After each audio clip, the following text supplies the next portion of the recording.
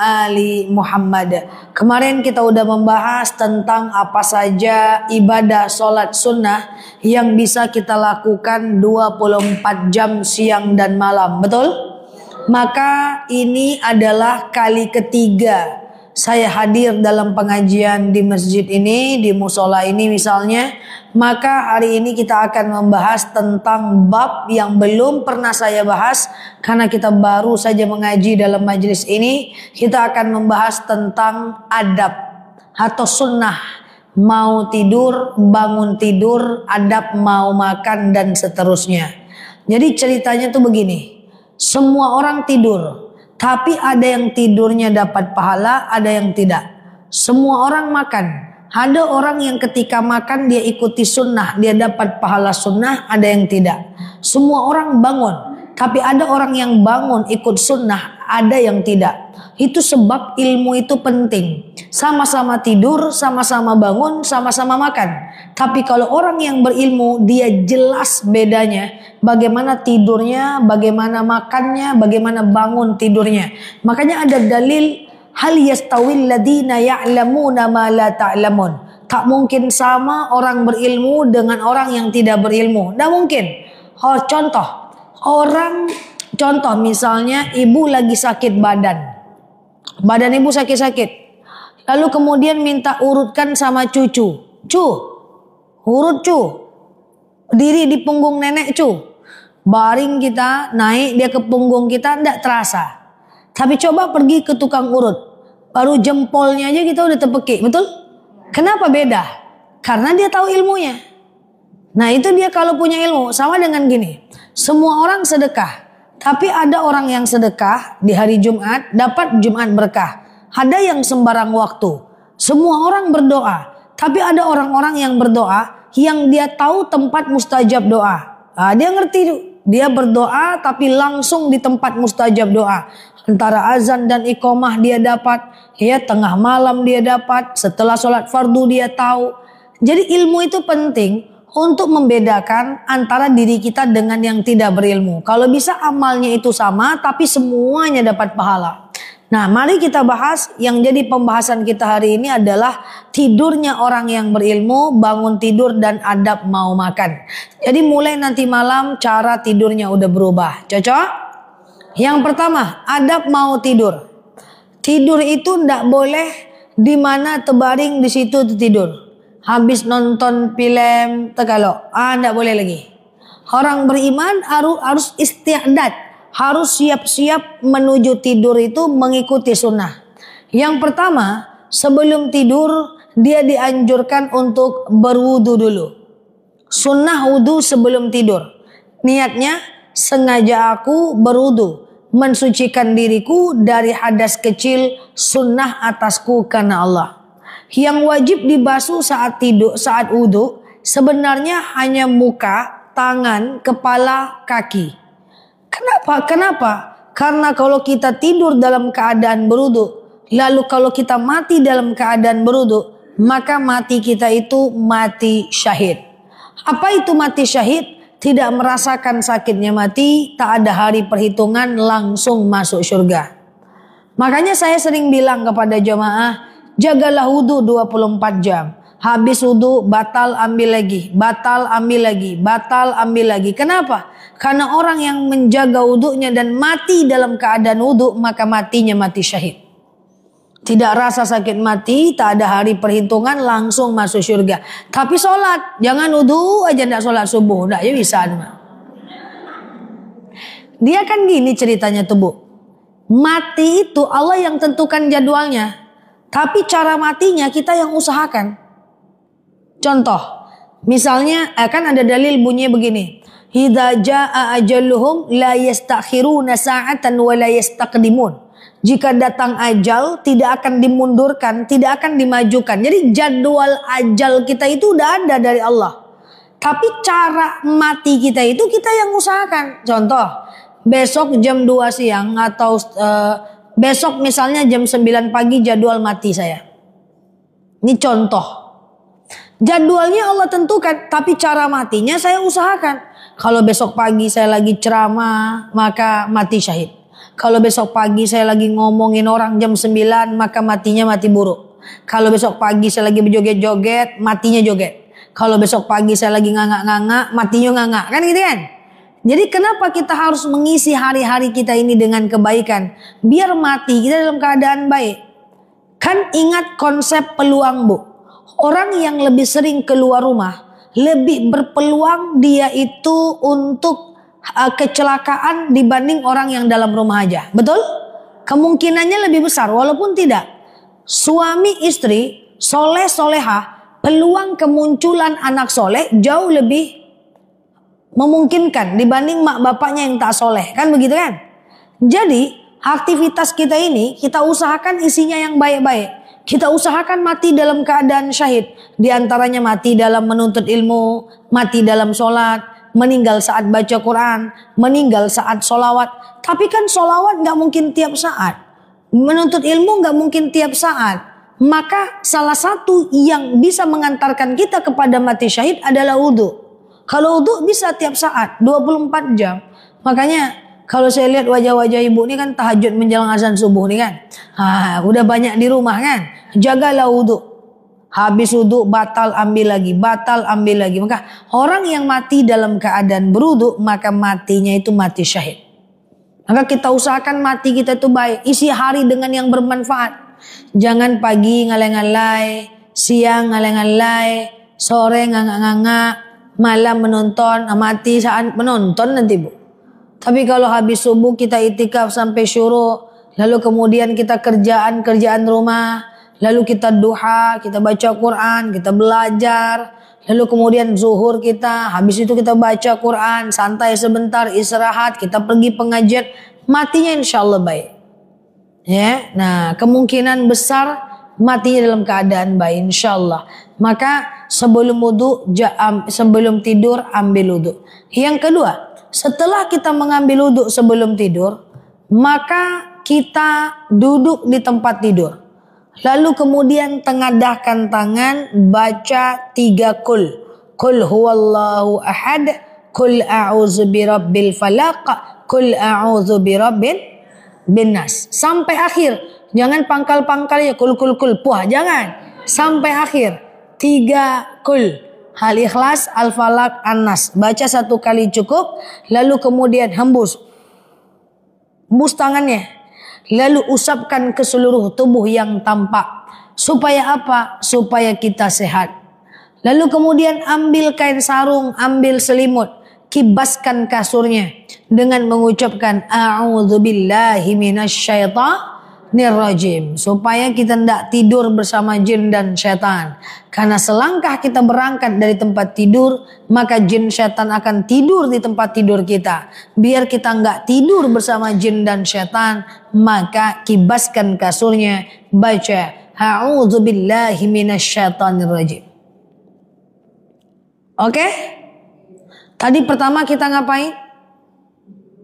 Wudu. Yang kedua, baca 3 kul. Setelah itu kibaskan kasur dengan membaca A'udzubillahi minasyaitonir rajim. Setelah itu kita tidur. Nah, tidur itu dianjurkan diawali dengan menghadap kiblat. Nah, tidur ngadap kiblat itu gimana sih? Tidur ngadap kiblat itu adalah badannya yang ke kiblat. Miring ke kanan, usahakan kanan itu kiblat. Kalau kiblat adalah di hadapan saya sekarang, maka tidur saya itu menghadap ke kanan, tangan kanan saya di bawah, dada saya menghadap kiblat.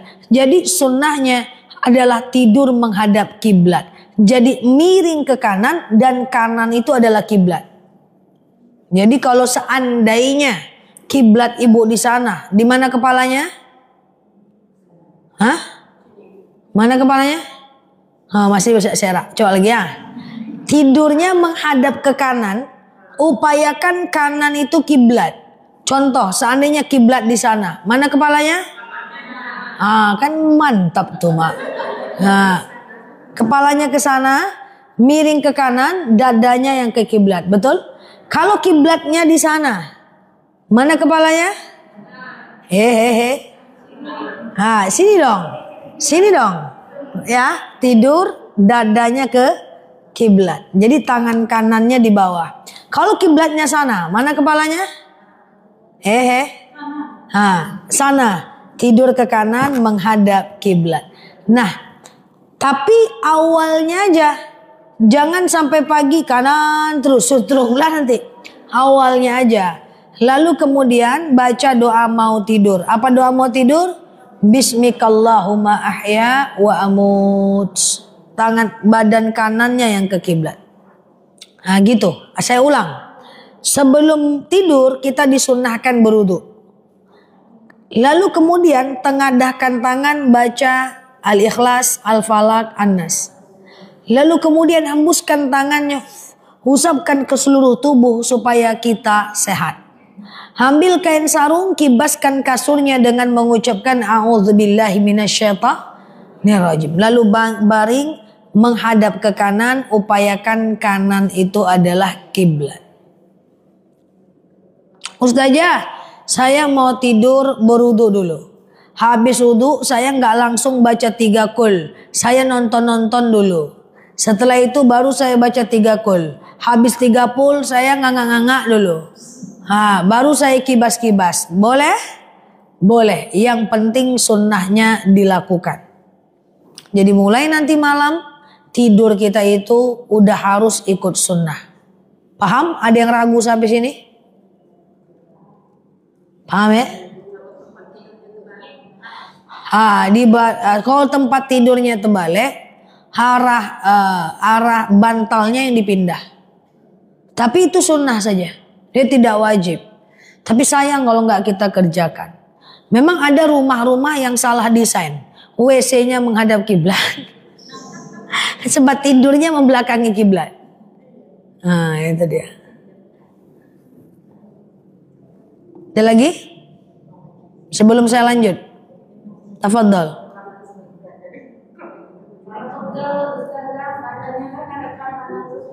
Dia ndak kanan terus. Awalnya aja kita nanti setelah itu nggak kanan lagi nggak apa-apa. Ada yang ragu lagi? Apa Mbak? Lanjut. Yang kedua adalah adab bangun tidur. Bangun tidur itu jangan langsung teloncat. Bangun tidur langsung lihat HP, scroll TikTok. Walaupun Ustazah Nela isinya. Bangun HP lihat TikTok. Walaupun Ustazah Nela kece badai isinya. Jangan. Oke? Ngapain kita? Bangun tidur itu kita duduk dulu, jangan langsung berdiri. Nanti saraf kita tidak bagus, rusak secara biologis. Duduk dulu. Duduk kita ngapain? Maka kita ingat-ingat dulu. Tadi malam kita mimpi atau enggak? Ingat dulu. Dah. Kalau mimpi, ingat-ingat. Mimpinya baik atau buruk? Nah, tunggu dulu. Untuk menentukan mimpi baik atau mimpi buruk, itu dilihat dari mimpinya, bukan maknanya. Karena kita nggak bisa memaknai mimpi, nggak bisa. Contoh, coba jawab. Mimpi gigi patah, baik atau buruk?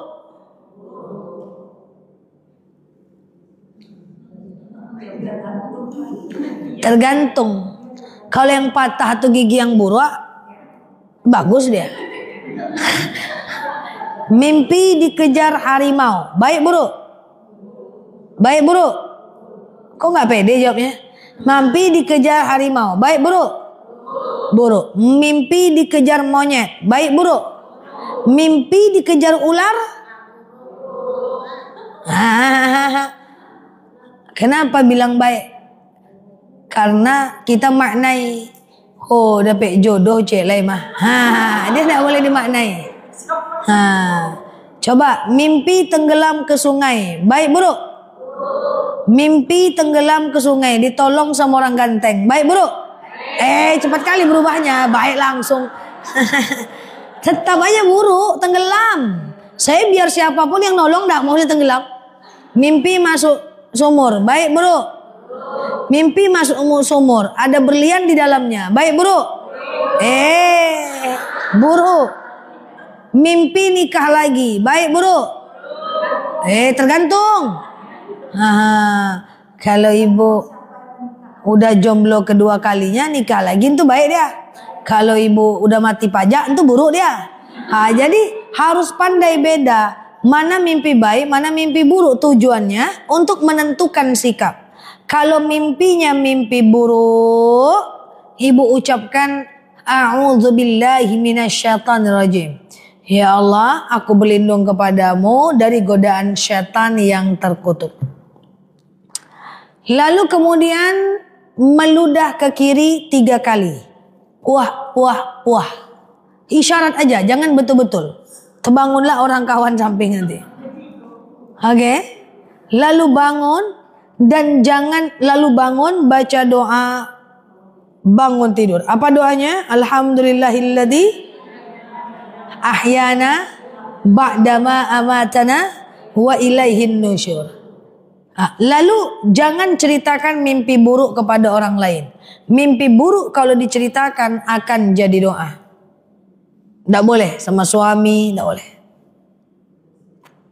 Diam. Kan kita udah berlindung kepada Allah. Oke? Contoh. Coba ulang lagi. Pertama, kalau mimpinya mimpi buruk, kita ngapain? A'udzubillah. Lalu menghadap ke kiri, meludah 3 kali. Lalu bangun dan jangan ceritakan mimpi kepada orang lain. Sekarang, kalau mimpinya mimpi baik, mimpi dapat duit, baik buruk. Mimpi ketemu Ustaz Janela, baik buruk. Kalau buruk pulang saya. Cepat kita selesai ya. Nah, kalau mimpinya mimpi baik, ucapkan Allahumma stajib, atau bahasa Indonesianya, ya Allah kabulkan mimpiku ya Allah. Lalu kemudian bangun dan cepat ceritakan mimpi baik kepada orang lain. Jadi kan alhamdulillahilladzi ahyana ba'dama amatana wa ilaihin nusyur. Langsung cerita sama orang supaya jadi mustajab. Jadi mimpi baik cerita, mimpi buruk tak boleh cerita.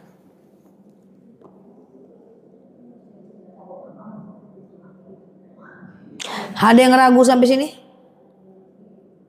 Enggak. Terakhir, tadi adab bangun tidur udah. Adab mau tidur udah.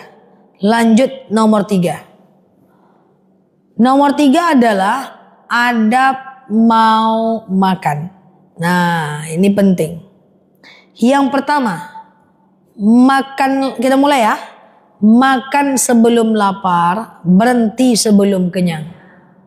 Tidak dianjurkan makan saat lapar banget. Kenapa?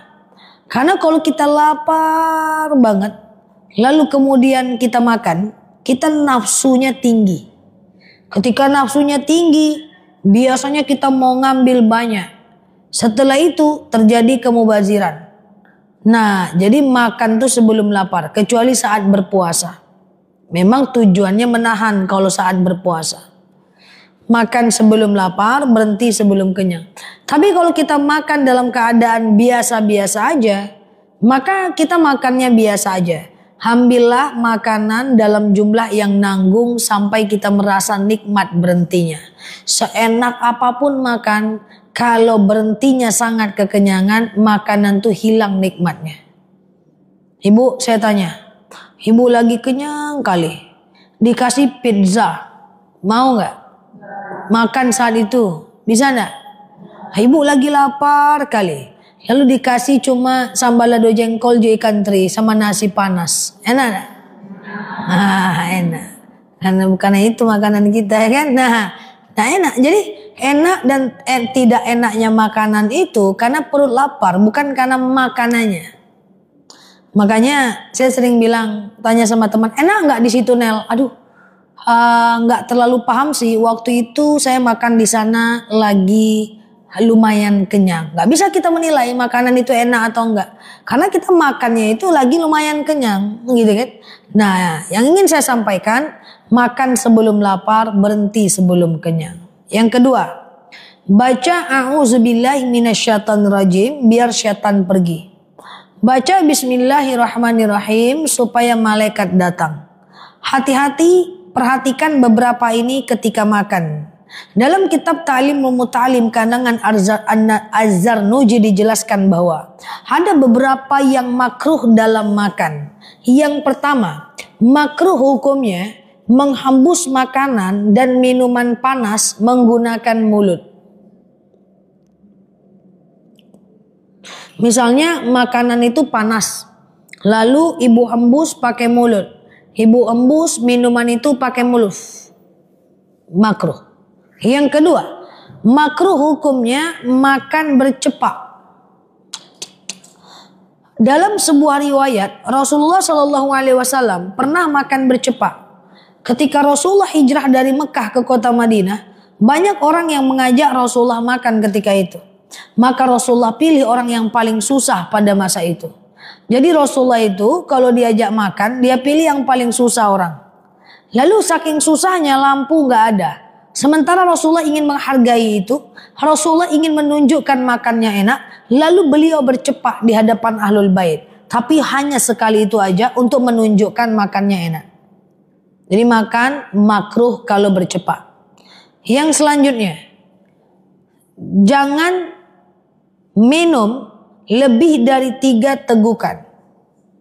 Jadi minum itu 3 tegukan aja. Gelek-gelek-gelek cabut.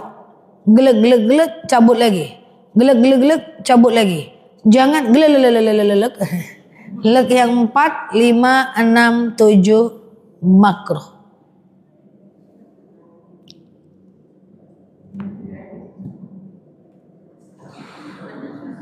Suatu ketika sebenarnya gaya minum Rasulullah itu seperti ini, Bu. Bismillahirrahmanirrahim. Dia minum. Glek. Dia cabut. Alhamdulillahirrabbilalamin. Baca lagi Bismillahirrahmanirrahim. Glek. Dia cabut. Alhamdulillahirrabbilalamin. Sahabat protes. Ya Rasulullah, bagaimana kalau aku haus? Rasulullah bersabda, teguklah 3 kali tanpa bernafas di dalam bejana.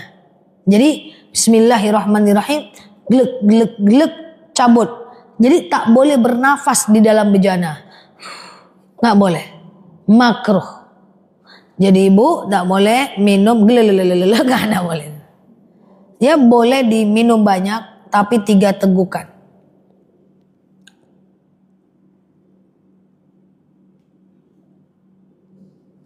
Makruh hukumnya makan minum sambil berdiri. Kalau ada standing party di pesta-pesta, ibu cari aja tempat duduk. Seandainya ndak bisa juga, ibu buka aja sendal duduk di sudut, ndak apa-apa. Bukan karena kita tidak punya harga diri, tapi karena kita punya ilmu. Duduk aja.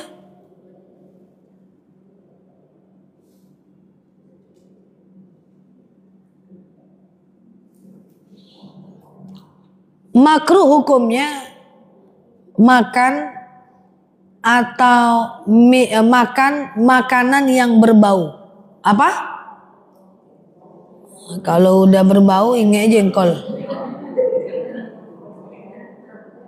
Yang masalah itu baunya. Karena nggak ada jengkol pada masa Nabi. Ya ayyuhalladzina amanu la ta'kulul jengkol wal petai. Nggak ada dalilnya. Nggak ada. Maksudnya itu jangan sampai dia berbau terlalu banyak. Bawang putih terlalu banyak, dia berbau. Dia menjadi makruh kalau dia tercium oleh orang. Kalau nggak tercium oleh orang dia tidak makruh. Ya Ustazah, saya bisa masak jengkol anti bau. Nah, lantaklah. Saya masak jengkol, tapi jengkol saya ini kalau udah dimasak dia baunya cuma tahan 2 jam. Lantaklah. Durian tidak makruh. Karena durian itu cuma tahan 2-3 jam. Kalau jengkol tahan sampai 2 hari 2 malam. Nah, tapi kalau ibu makan jengkol terus ibu pakai masker, it's okay. Oke. Makruh hukumnya makan minum sambil baring di atas tempat tidur. Ngemil gitu. Kemudian makruh hukumnya tadi makan sebelum lapar, berhenti sebelum kenyang. Ini makruh hukumnya makan dengan sangat kenyang, itu nggak boleh. Tidak bagus juga untuk kesehatan. Kalau makan terlalu banyak itu tidak bagus untuk kesehatan. Nah, yang makruh-makruh ini banyak. Nanti pelan-pelan kita bahas. Khusus membahas tentang yang makruh banyak. Makruh selain makan, makruh hukumnya bernyanyi di kamar mandi. Boleh nyanyi. Itu makruh. Makruh hukumnya tidur habis subuh, habis asar dan menjelang isya. Banyak. Nanti kapan-kapan kita bahas. Nah, cuma makan ini kita mesti hati-hati. Bahwa wala tusrifu innallaha la yuhibbul musrifin. Bahwa ketika makan memang tidak boleh berlebihan. Karena gini, ada teman saya yang bilang, Nel, saya kekenyangan, bersisa makanannya. Mana ini yang betul ini? Kalau saya tetap makan, saya berlebih-lebihan, terlalu kenyang, makruh. Kalau saya biarkan, tidak makan, saya mubazir. Mana jawaban yang benar nih Ustazah? Saya bilang gak ada yang benar. Loh kok kayak gitu? Yang benar itu jangan ambil kebanyakan. Karena kalau seandainya udah diambil banyak gak bisa keluar. Kamu gak bisa keluar. Kalau kamu biarkan dia menjadi mubazir, kalau kamu makan dia menjadi berlebih-lebihan. Itu sebab ngambilnya secukupnya. Ini ndak pergi pesta ambil kalio jengkol sama gulai. Makan, belum selesai udah ambil lagi sate di situ. Belum selesai lah ambil lo cindua di situ. Ujungnya nggak habis, mubazir. Innal mubadirin kanu ikhwana syaitan. Mubadir kawan syaitan. Masa cantik-cantik kawan syaitan? Jemaah saja nila pula, nemande. Ande mah, nggak boleh. Jangan berlebihan. Boleh menambah makanan. Kita kalau seandainya kita makan, kita pengen, kita tambah. Nggak ada masalah. Kita minum, kita tambah. Tidak ada masalah. Seperti itulah akhlak. Jangan ngambil sana. Ini hati-hati jamaah umroh. Saya minta maaf izin mengingatkanlah. Ambil makan. Habis itu bawa ke kamar. Boleh bawa ke kamar. Cari makanan yang tahan. Jangan makanan yang basi. Karena kita belum lapar lagi, makanan udah ada lagi nanti. Mana ada orang kelaparan saat umroh. Ujung-ujungnya makanan numpuk di bawah kasur. Berdosa menjadi mubazir bagi kita. Kawan setan. Mubazir itu tidak boleh. Dalam semua hal tidak boleh mubazir. Boleh kita makan habis uang banyak, tapi habisin makanan itu. Saya mahal, sekali makan 1,5 juta, oke silakan habisin. Saya makan, sekali makan cuma 10.000, tapi nggak habis, dosa. Nah, jadi intinya mubazir itu bukan mengeluarkan uang banyak. Tapi mubazir itu tidak menggunakan barang yang sudah kita beli. Makanan yang sudah kita beli. Oh kawan kita beli tas harganya 10 juta, ya dia pakai nggak apa-apa. Yang penting dia nggak ngutang, nggak riba, nggak nyusahin orang. Yang penting dia udah zakat, sedekah. Tapi kita beli tas cuma 100.000, jumlahnya 70 biji, nggak dipakai ya kita dosa. Jadi hati-hati. Mubazir itu harus dihindarkan karena benar-benar berdosa dan dinisbatkan kepada kawan setan. Ngeri ya, kawan setan. Gimana ceritanya? Ndah, jemaah Mujid Aliman ndak boleh lagi mubazir. Ya, nah tapi jangan pula setelah pengajian ini ada kawan ibu makan bersih, woi setan, jangan gitu pula. Ngapa kau kawan setan kata Ustazah? Jangan, itu kan dinisbatkan, saking tak bolehnya gitu loh. Janganlah, woi setan kacau lah kan. Nah, jadi nggak boleh ya, ambil secukupnya. Kalau nggak mau nanti tambah lagi. Saya makan di mana habis acara Ustazah makan, kok sedikit kali Ustazah? Tenang bu, nanti saya tambah lagi. Kalau saya masih kuat, nggak apa-apa. Nambah, tidak ada masalah. Nah, daripada ibu ambil banyak, ibu biarkan di rumah orang, gitu kan? Tenang bu, nanti kalau saya mau saya tinggal tambah. Ambil aja sedikit gitu. Oke? Angguaknya lah kue pulang oleh.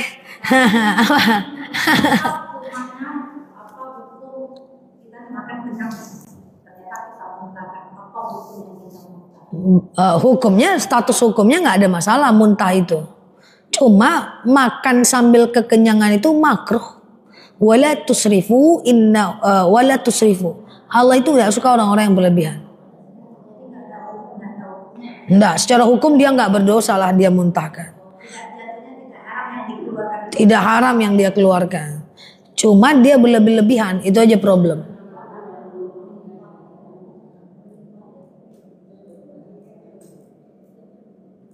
Ada lagi? Cukup? Dah, nanti malam tidurnya udah berubah, bangun tidurnya udah berubah, makannya sudah berubah insyaallah. Allahu a'lam bisawab ala hazihin niyah. Al-Fatihah.